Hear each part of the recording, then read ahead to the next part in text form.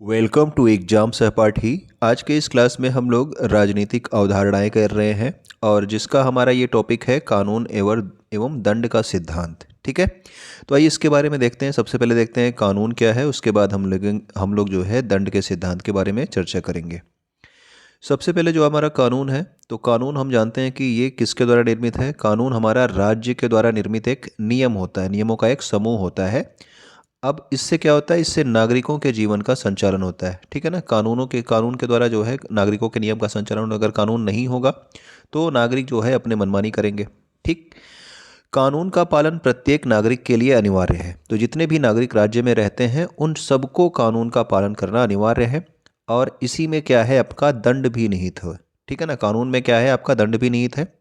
कानून का पालन न होने पर राज्य क्या कर सकता है, आपको दंडित कर सकता है। अगर नागरिक जो है कानून का पालन नहीं करते हैं तो राज्य उन्हें क्या कर सकता है, दंडित कर सकता है। राज्य जो है ये कानून निर्माण के साथ साथ इसका क्रियान्वयन भी करता है, यानी कि कानून के निर्माण का काम तो राज्य का है ही। ठीक है, कानून का निर्माण वो करेगी ही, उसके साथ साथ उसको लागू करने का भी काम जो है किसका है, राज्य ही करता है। और कानून का संबंध व्यक्ति के बाहरी आचरण से होता है। आपसे कई बार पूछा गया है ये कथन सही है या गलत है, तो ये आपका कथन सही है कि बाह्य आचरण से होता है। यानी कि आप अपने मन में किसी के लिए जो है गलत सोच लो तो उससे आपको जो है कोई दंड नहीं मिलने वाला, आपके ऊपर कोई कानून लागू होने वाला नहीं है। ठीक है, तो अगर आप बाहरी रूप से कोई आचरण करते हो उससे संबंधित, तभी जो है आपके ऊपर कानून लागू होता है। ठीक है, तो व्यक्ति का संबंध किससे है, व्यक्ति के बाह्य आचरण से होता है। अब हम यहाँ पे कुछ कथन देखेंगे जो आपके कानून से संबंधित हैं। ठीक है, जैसे कि सबसे ज़्यादा जो हमारा पूछा जाता है वो हमारा पूछा जाता है मैकाइवर का कथन, जिसने कहा था कि राज्य जो है ये कानून का शिशु और जनक दोनों है। कानून का शिशु कैसे बताया जा रहा है कि कानून के द्वारा जो है नियम और कानूनों के द्वारा जो है राज्य की उत्पत्ति हुई। उसके बाद राज्य जब आपका आ जाता है तो उसके बाद वो भी क्या करता है, कुछ नियम कानून बनाता है। ठीक है, इसीलिए मैकाइवर ने कहा है कि राज्य जो है ये कानून का शिशु भी है और कानून का जनक भी है। और कानून से संबंधित जो सबसे ज़्यादा कथन पूछा जाता है ये वाला पूछा जाता है मैकाइवर का, याद रखना है। अगला हमारा है पाउंड के अनुसार। पाउंड ने क्या कहा कि न्याय के प्रशासन में जनता और नियमित न्यायालयों द्वारा मान्यता प्राप्त, ठीक है ना, लागू किए गए नियमों का समूह जो है क्या कहलाता है, कानून कहलाता है। तो या मान ली देखिए यहाँ पे क्या कहा जा रहा है, जो कानून है क्या है, नियमों का समूह है। और इसको किसके किसके द्वारा मान्यता प्राप्त है, तो जो न्यायालय है उनके द्वारा और जनता के द्वारा। ठीक है ना, न्यायालय और जनता के द्वारा मान्यता प्राप्त है। तो ये आपका क्या है, नियमों का समूह ही क्या कहलाता है, कानून है। ये किसने कहा है, पाउंड ने। जबकि प्रोफेसर सालमन ने कहा क्या, प्रोफेसर सालमन ने भी कहा कि कानून क्या है, कि नियमों का समूह है।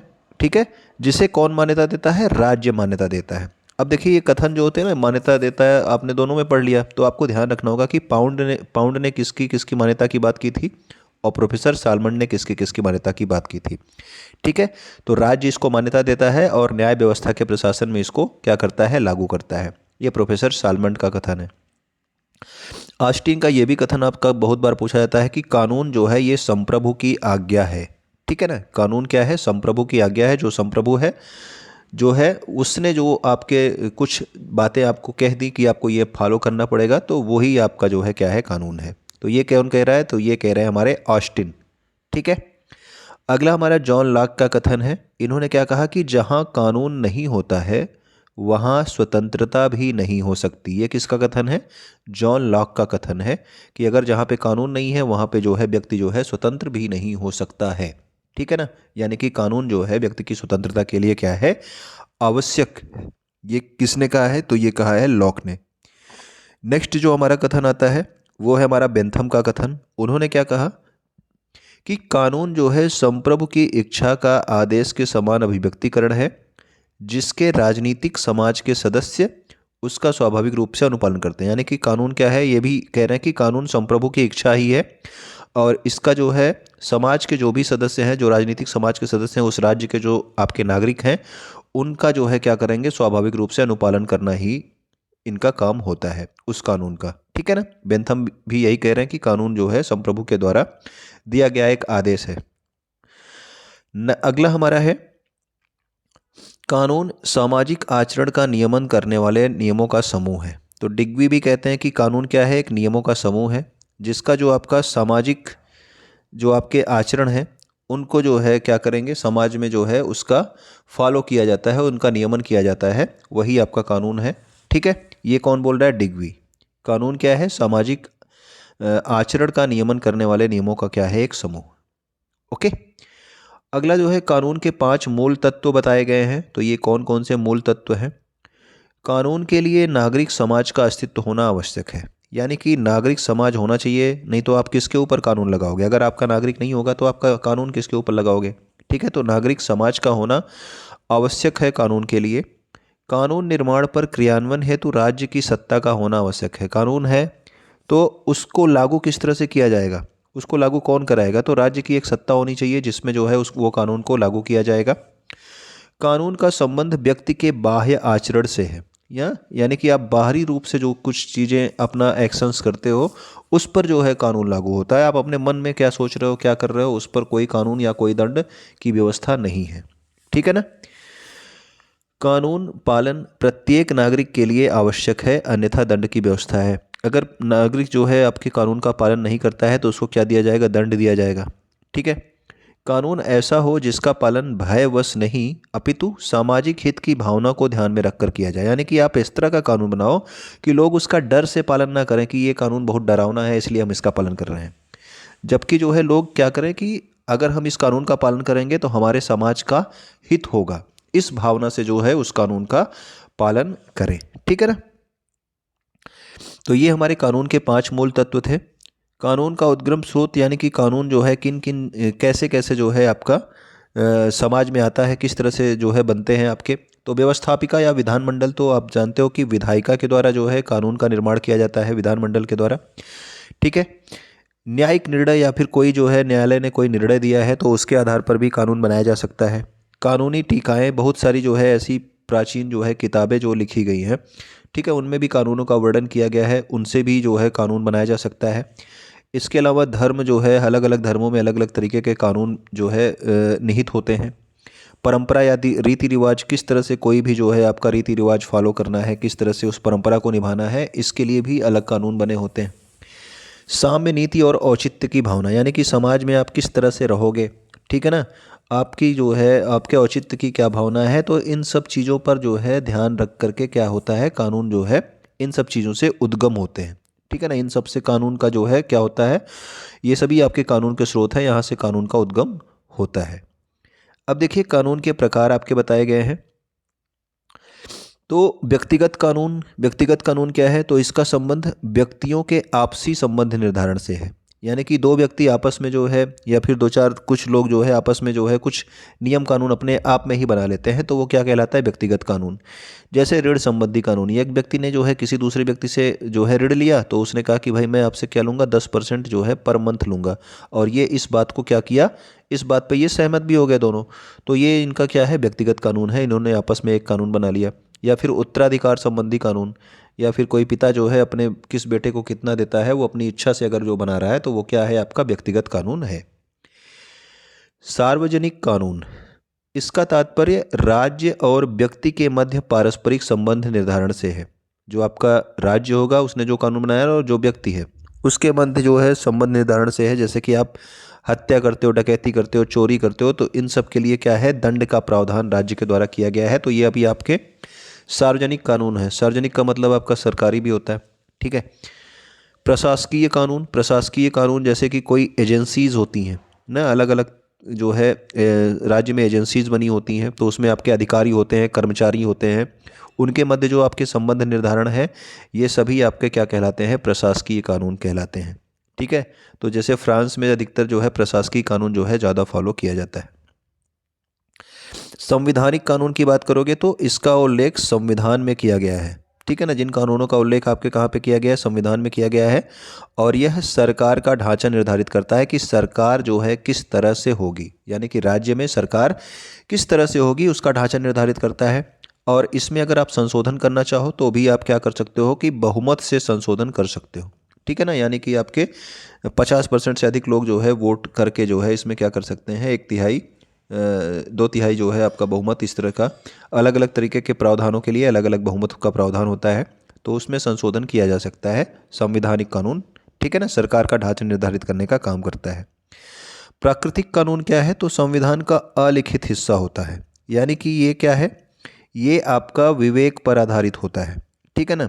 इसका उल्लेख संविधान में नहीं होता है, इसका आधार क्या होता है? विवेक होता है, यानी कि कोई अपने बुद्धि विवेक से जो है इस तरह के कानून की बात कर सकता है, ठीक है ना। जैसे कि न्यायालय क्या करते हैं कि इस तरह की अपने विवेक पर आधारित फैसले देते हैं। इसी तरह से जैसे अमेरिकी न्यायपालिका है, वहाँ पर प्राकृतिक कानून जो है या फिर नैसर्गिक न्याय पर आधारित है, जो आपका अमेरिकी न्यायपालिका है, अधिकतर जो है अपने विवेक के आधार पर निर्णय करते हैं, ठीक है। तो ये आपका प्राकृतिक कानून हो गया।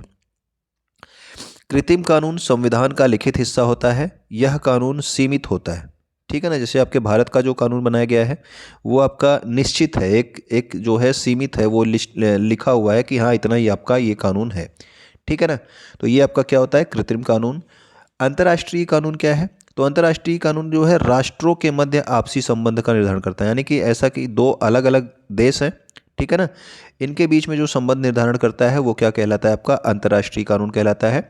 और ये भी आपको ध्यान रखना है कि जो अंतर्राष्ट्रीय कानून है ये राष्ट्रीय कानून की तुलना में कमज़ोर होता है। जैसे कि आपके देश के अंदर जो कानून है वो ज़्यादा मजबूत होता है, उसको आपको ज़्यादा जो है फॉलो करना पड़ता है, एकदम सही से फॉलो करना पड़ता है। लेकिन अंतर्राष्ट्रीय कानून में जो है एक देश दूसरे के साथ अगर कुछ जो है नियम कानून तोड़ भी देता है तो उसके लिए कोई बहुत बड़ी सज़ा का प्रावधान नहीं है। तो इसीलिए कहा जाता है कि जो अंतर्राष्ट्रीय कानून है ये राष्ट्रीय कानून की तुलना में क्या होता है? कमज़ोर होता है। ओके, अब हम लोग देखते हैं, ये कानून से संबंधित बातें थी। अब आगे देखेंगे हम लोग दंड का सिद्धांत। दंड क्या है भाई? तो दंड वही है, किसी अपराधी को उसके अपराध के लिए क्या मिलता है, जो सज़ा दी जाती है उसी को हम लोग क्या कहते हैं? दंड कहते हैं, ठीक है। यानी कि कोई अपराधी है, कोई अपराध कर दिया उसने, कोई व्यक्ति ने, तो उसके लिए उसके जो सज़ा का प्रावधान है उसी को हम दंड कहते हैं। राजनीति और प्रशासन के संबंध में क्या कहा जाता है कि जिसके द्वारा अपराधियों को दंडित किया जाए वही क्या है? दंड है। किंतु जो है इसका प्रयोग राज्य और शासन की सीमा के भीतर होना चाहिए, ठीक है ना। यानी कि अपराधियों को जिसके द्वारा दंडित किया जाए वो आपका दंड है, लेकिन ऐसा नहीं कि आपका अपने राज्य के अपने जो है सीमा के बाहर आप उस दंड का प्रयोग कर पाओगे, ऐसा नहीं होता। तो अब उसका प्रयोग आप राज्य और शासन की सीमा के अंदर ही कर सकते हो। दंड की उत्पत्ति राज्य संस्था की उत्पत्ति के साथ होती है, यानी कि जब राज्य की उत्पत्ति हुई उसी के साथ जो है आपका दंड की उत्पत्ति भी होती है, ठीक है ना। सालमंड ने कहा कि सालमंड के अनुसार देखो 4 प्रकार के जो है दंड दिए गए हैं। अभी आपने देखा था कि सालमंड का एक कथन भी था, ठीक है ना, कानून से संबंधित कथन था। अगर जो है आपको याद हो तो आप जो है नीचे कमेंट करके बताइए, अगर नहीं याद हो तो एक बार ऊपर जाके देखिए और उसको जो है कमेंट में आप जरूर लिखिएगा सालमंड का कानून से संबंधित क्या कथन था। तो इन्होंने 4 प्रकार के दंड बताए हैं सालमंड ने। पहला है निवृत्तात्मक दंड। इसमें क्या है भाई? अपराधी को दंड ऐसा मिले कि अन्य व्यक्ति उसकी दुर्दशा देखकर डरे। यानी कि जो निवृत्तात्मक दंड है वो क्या है कि ऐसा दंड दीजिए ताकि दूसरे व्यक्ति जो है उसकी दुर्दशा देखकर डरे और वो जो है अपराध करने से बचें, उस तरह का अपराध करने से। इसको निवृत्तात्मक दंड कहते हैं। निरोधात्मक दंड क्या है?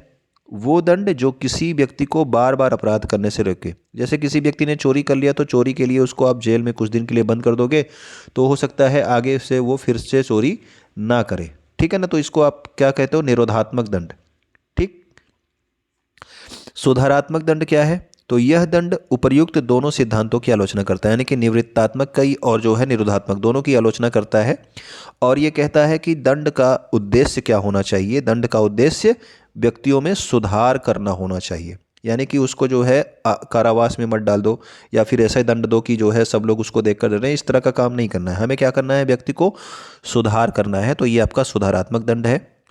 प्रतिफलात्मक दंड यानी कि या इसको प्रतिकारात्मक दंड भी कहा जाता है। यह दंड जो है बदले की भावना से प्रेरित होता है। जैसे किसी व्यक्ति के जो है किसी व्यक्ति की हत्या कर दी गई तो आप क्या करो? उसके बदले उसकी भी हत्या कर दो, ठीक है, जिसने उसकी हत्या करी है।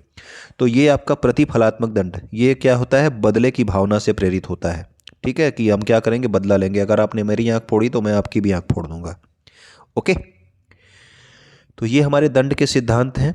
तो उम्मीद करता हूँ कि हमारे कानून और दंड के सिद्धांत के बारे में कुछ भी अगर आपको समझ में आया हो तो आप क्या करना? अपने दोस्तों तक शेयर करना जो इसकी तैयारी कर रहे हो, और कमेंट आप जरूर कर दिया करना। कोई भी आप एक कथन जो है या तो कानून का या फिर जो है आपके दंड का कुछ भी आप जो है कमेंट में लिख दीजिए ताकि जो है आपको याद रहे। वीडियो अगर पसंद आए तो आप लाइक कर देना, चैनल को सब्सक्राइब कर देना इसके आगे के और भी जो है टॉपिक्स को देखने के लिए। ठीक है, वीडियो देखने के लिए आपका बहुत बहुत धन्यवाद।